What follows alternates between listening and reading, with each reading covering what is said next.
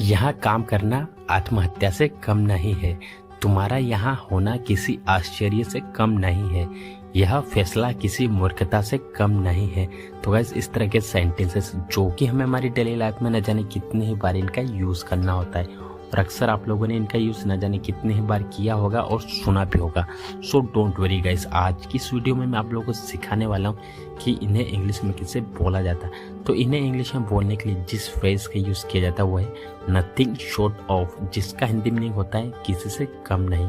तो आइए इसको यूज़ करने का कंप्लीट रूल जान लेते हैं। तो सबसे पहले बोला जाता है सब्जेक्ट, उसके बाद में हेल्पिंग वर्ब के बाद बोला जाता है नथिंग शॉर्ट ऑफ, उसके बाद में कॉम्प्लीमेंट। तो आइए यहाँ पे कुछ एग्जाम्पल्स लेते हैं ताकि इसे और बेटर तरीके से सीख सके। यहाँ काम करना आत्महत्या से कम नहीं है। Doing this work is nothing short of suicide. Doing this work is nothing short of suicide. तुम्हारा यहाँ होना किसी आश्चर्य से कम नहीं है। You being here nothing short of surprise. You being here nothing short of surprise. यह फैसला किसी मूर्खता से कम नहीं है। This decision is nothing short of stupidity. This decision is nothing short of stupidity. उसका ठीक होना किसी चमत्कार से कम नहीं है। His recovery is nothing short of miracle. उस दिन वह टेंशन से भरी हुई दिख रही थी। उन दिनों में मेरी जिंदगी खुशियों से भरी हुई थी। मुझे लगता है तुम्हारा माइंड आइडिया से भरा हुआ है। तो गाइस इस तरह के सेंटेंसेस जो कि हमें हमारी डे टू डे लाइफ में न जाने कितनी बार हमको यूज़ करना होता है और अक्सर आप लोगों ने इस तरह के सेंटेंसेस न जाने कितने ही बार यूज़ किया होगा और बोला होगा या फिर सुना भी होगा। सो डोंट वरी गाइस, आज की इस वीडियो में हम लोग सीखने वाले हैं कि इन्हें इंग्लिश में कैसे बोला जाता है। तो गाइस इन्हें इंग्लिश में बोलने के लिए हम जिस फ्रेज का यूज़ करते हैं वो है फुल ऑफ, जिसका हिंदी मीनिंग होता है से भरा हुआ या फिर से भरा। तो आइए इसको यूज़ करने का कंप्लीट रूल जान लेते हैं। तो सबसे पहले बोला जाता है सब्जेक्ट, उसके बाद में हेल्पिंग वर्ब के बाद बोला जाता है फुल ऑफ, उसके बाद में नाउन या फिर अगर आपका वर्ब हुआ तो वर्ब में आईएनजी। तो चलिए यहाँ पे कुछ एग्जांपल्स ले लेते हैं ताकि इसे और बेटर तरीके से सीख सके। उस दिन वह टेंशन से भरी हुई दिख रही थी। She was looking full of tension on that day. She was looking full of tension on that day. उन दिनों में मेरी जिंदगी खुशियों से भरी हुई थी। In those days my life was full of happiness. In those days my life was full of happiness.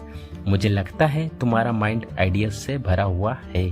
I think your mind is full of ideas. I think your mind is full of ideas. मतलब यह memory card data से भरा हुआ है। This memory card is full of data. This memory card is full of data. आज तुम energy से भरे हुए दिख रहे हो। Today you are looking full of energy. Today you are looking full of energy. क्या यह बैग पैसों से भरा हुआ है? Is this bag full of money? Is this bag full of money? जिंदगी परेशानियों से भरी हुई है। His life is full of problems. His life is full of problems. School bus बच्चों से भरी हुई थी। School bus was full of children. School प्यार तुम्हें ही मुबारक हो, मेरे बस का नहीं। ऐसी पढ़ाई तुम्हें ही मुबारक हो, यह काम तुम्हें ही मुबारक हो, मैं नहीं कर सकता इसे। ऐसा रिश्ता तुम्हें ही मुबारक हो। तो गाइस इस तरह के सेंटेंसेस जो कि हमें हमारी डेली लाइफ में बहुत बार इनका यूज़ करना होता है और अक्सर आप लोगों ने इनका यूज़ हिंदी में बहुत बार किया भी होगा और सुना भी होगा। सो डोंट वरी गाइस, आज की इस वीडियो में मैं आप लोगों को सिखाने वाला हूँ कि इन्हें इंग्लिश में कैसे बोला जाता है। तो गाइस इन्हें इंग्लिश में बोलने के लिए हम जिस फ्रेज का यूज़ करते हैं वो है गुड लक। गुड लक का यूज़ किसी को मुबारक करने में मतलब विश करने के सेंस में किया जाता है। तो आइए इसको यूज़ करने का कंप्लीट रूल जान लेते हैं। तो सबसे पहले बोला जाता है गुड लक, उसके बाद में सब्जेक्ट के बाद में बोला जाता है टू यू ओनली। तो आइए गाइस यहाँ पे कुछ एग्जांपल्स लेते हैं ताकि इसे और बेटर तरीके से सीख सके। ऐसा प्यार तुम्हें ही मुबारक हो, मेरे बस का नहीं है। Good luck such a love to you only, it is not my cup of tea. Good luck such a love to you only, it is not my cup of tea. ऐसी पढ़ाई तुम्हें ही मुबारक हो। Good luck such a study to you only. Good luck such a study to you only. यह काम तुम्हें ही मुबारक हो, मैं नहीं कर सकता इसे। Good luck this work to you only, I can't do this. Good luck this work to you only, I can't do this. ऐसा रिश्ता तुम्हें ही मुबारक हो। Good luck such a relation to you only. Good luck such a relation to you only. तुम्हारी party तुम्हें ही मुबारक हो, मैं नहीं आ रहा हूँ। Good luck your party to you only, I am not coming. Good luck your party to you only, I am not coming. तुम्हारे पैसे। जितना हंसना है हंस लो, जितना खेलना है खेल लो, जितना रोना है रो लो, जितना सोना है सो लो।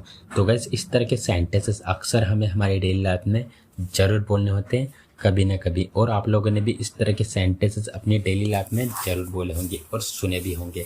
सो डोंट वरी गाइस, आज की इस वीडियो में हम लोग सीखने वाले हैं कि इस तरह के सभी सेंटेंसेस को इंग्लिश में कैसे बोला जाता है।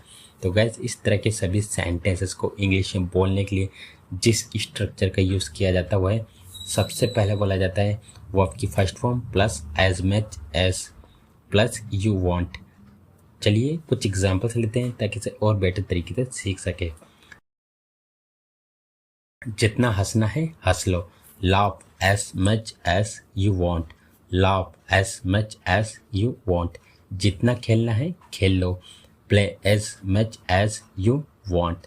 Play as much as you want. जितना रोना है रो लो, cry as much as you want.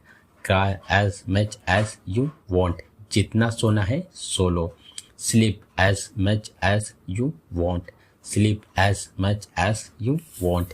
जितना बोलना है बोल लो, speak as much as you want. Speak as much as you want. जितना खाना हो खा लो, eat as much as you want. Eat as much as you want. जितना देखना है देख लो, see as much as you want. See as much as you want. जितना शॉपिंग करना हो कर लो, shopping as much as you want. Shopping as much as you want.